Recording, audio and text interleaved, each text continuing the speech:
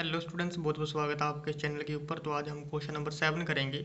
To find out the concentration of SO2 in air in parts per million, that is ppm. The data was collected for 30 localities in a certain cities and is presented below. तो नीचे बच्चे data दे रखा है कुछ locality का, जिसमें जो है SO2 की कंसंट्रेशन दी गई है, वो भी ppm में। ppm का मतलब होता है पार्ट्स पर मिलियन में। तो यहाँ पर जो है हमारे पास ppm में कंसंट्रेशन दे रखी है, यहाँ पर किसकी कितनी कितनी फ्रिक्वेंसी है वो दे रखी है। तो हमें बच्चे क्या निकालना है, find the mean concentration of SO2 in air. तो मीन कंसंट्रेशन कितनी होगी SO2 की एयर में। तो इन बच्चे सबसे पहले जैसे क्वेश्चन में टेबल दे रखा है वैसे हम यहाँ पर ड्रॉ कर लेंगे। ठीक है, तो ये हमारे पास आ जाएगा कंसंट्रेशन, जहाँ पर फ्रिक्वेंसी आ जाएगी जिसे हम FI से नोट करेंगे और इसका सम ले लेंगे 30। ये हमें क्वेश्चन में ही दे रखा है। उसके बाद नेक्स्ट काम हमारा होता है एक्सआई की वैल्यू कैलकुलेट करना। एक्सआई की वैल्यू कैसे कैलकुलेट करेंगे, upper limit plus lower limit, या फिर लोअर प्लस अपर भी हो सकता है। ठीक है, ऐड ही करना है दोनों को। अब ये अपर है ये लोअर है, दोनों को ऐड करेंगे और 2 से डिवाइड करेंगे तो ये हमारे पास वैल्यू आती है 0.02। नेक्स्ट सेम करेंगे तो ये आता है 0.06। नेक्स्ट करेंगे 0.10 आ जाएगा। और उसके बाद नेक्स्ट आ जाएगा 0 पॉइंट हमारे पास 14। और नेक्स्ट आ जाएगा 0 पॉइंट हमारे पास 18 और 0.22। ठीक है, सिंपली। तो बच्चे उसके बाद नेक्स्ट है डी आई की वैल्यू कैलकुलेट करना। डी आई की वैल्यू कैसे कैलकुलेट करेंगे, एक्स आई में से ए माइनस करेंगे। तो बच्चे यहाँ पर हम ए की वैल्यू मानेंगे, ए होती है हमारी अज्यूम्ड मीन वैल्यू। ठीक है जी। तो लास्ट टाइम मैंने जैसे बोला था कि अगर हमारे पास ओड टर्म्स हैं तो इसमें मिडल वाली वैल्यू जो है वो हम पिक कर लेते हैं। तो अगर यहाँ पर देखो बच्चे ये 6 आती हैं टोटल। ठीक है, तो हम क्या करेंगे, तो ये वाली वैल्यू को अज्यूम कर लेंगे ए। आप ऊपर वाली वैल्यू को भी अज्यूम कर सकते हो, 0.10 को भी। ठीक है, तो हम करेंगे कि एक्स आई में से ए माइनस करना है। एक्स आई की वैल्यू 0.02 है, तो ये 0.02 है, इसमें से हम माइनस करेंगे कितना, 0.14।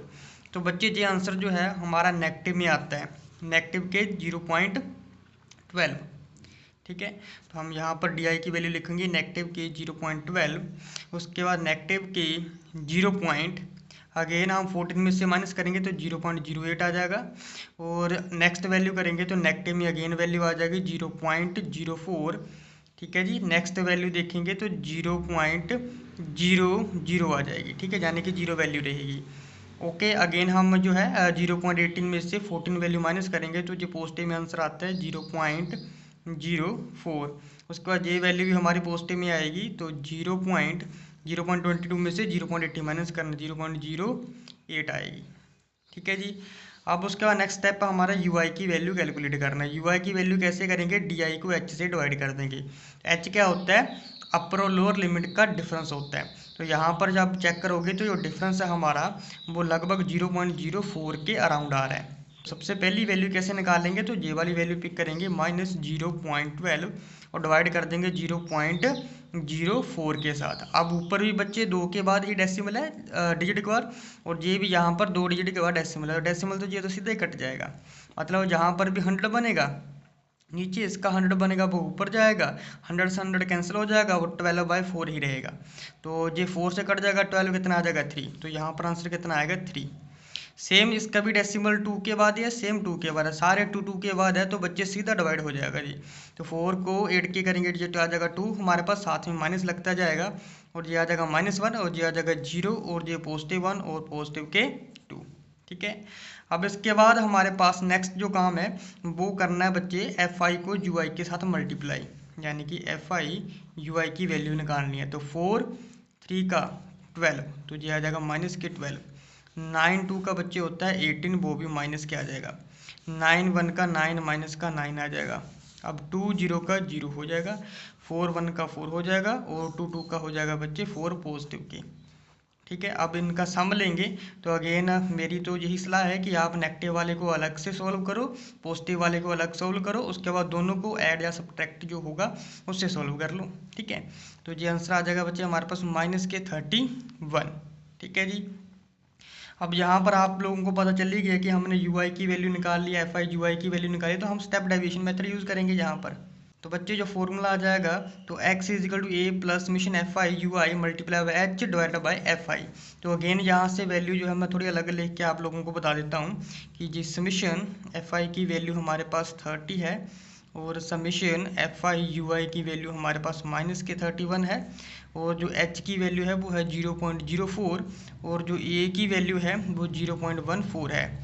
अब ये सारे वाली वैल्यू हम यहाँ पर पुट करेंगे तो ये a की वैल्यू है हमारे पास 0.14 plus summation F I U I की वैल्यू माइनस के 31 है, ब्रैकेट में रख लेंगे क्योंकि आगे प्लस का साइन है, नीचे एफ आई है जिसकी वैल्यू 30 है, मल्टीप्लाई बाय एच की वैल्यू 0.04 है। तो ये 0.14 प्लस माइनस का माइनस होगा। अब 31 डिवाइड बाय 30, तो 30 को हम 31 से डिवाइड करेंगे और साथ में मल्टीप्लाई कर देंगे 0.04 के साथ। तो जो रिजल्टेड आंसर बनता है हमारा वो आता है बच्चे 0.0413। ठीक है, अब सब्ट्रैक्शन करेंगे, माइनस कर देंगे, तो लास्ट जो आंसर है हमारे पास वो है 0.0986। तो इतनी कंसंट्रेशन जो है हमारे पास बच्चे SO2 की होगी, ये मीन कंसंट्रेशन आई है। होप की वीडियो अच्छी लगी होगी, चैनल को सब्सक्राइब करना मत भूलिएगा। मिलते हैं हम अपने नेक्स्ट वीडियो में।